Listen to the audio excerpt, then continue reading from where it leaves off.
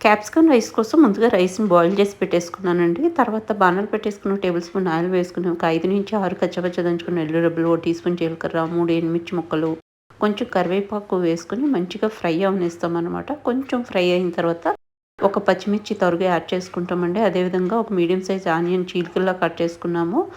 ఈ పోపు వేగిన తర్వాత దాన్ని యాడ్ చేసేసుకున్నామండి. ఇప్పుడు దీంట్లో పావు టీ స్పూన్ పసుపు, రుచికి సరిపడా సాల్ట్, ఓ టీ స్పూన్ కారం వేసేసుకున్నామండి. ఇది కొంచెం అలా ఫ్రై అవుతుండగా టమాటా పీసెస్ యాడ్ చేసేసుకున్నాం. ఒక మీడియం సైజ్ టమాటా తీసుకున్నానండి. క్యాప్సికమ్ ఈ విధంగా జూలియన్స్ లాగా నిలువుగా చీలికల్లా కట్ చేసుకొని యాడ్ చేసేసుకొని ఇప్పుడు కొంచెం కొత్తిమీర వేసుకున్నామండి. తర్వాత మ్యాగీ మ్యాజిక్ మసాలా ఒక టేబుల్ స్పూన్ వరకు యాడ్ చేసుకున్నాము. ఒక పావు టీ స్పూన్ గరం మసాలా వేసుకొని మొత్తం అంతా మిక్స్ చేసుకొని లిడ్ పెట్టేసి 2-3 మినిట్స్ మనం మగ్గనిస్తామండి. ఆఫ్టర్ 3 మినిట్స్ చక్కగా మగ్గిపోయింది. ఇప్పుడు మనం ఆల్రెడీ బాయిల్ చేసుకున్నటువంటి రైస్‌ని దీంట్లో ఏసేసుకుంటాము. అది యాడ్ చేసేసుకున్న తర్వాత మొత్తం అన్నీ కలిసేలాగా మంచిగా మిక్స్ చేసేసుకుంటాం.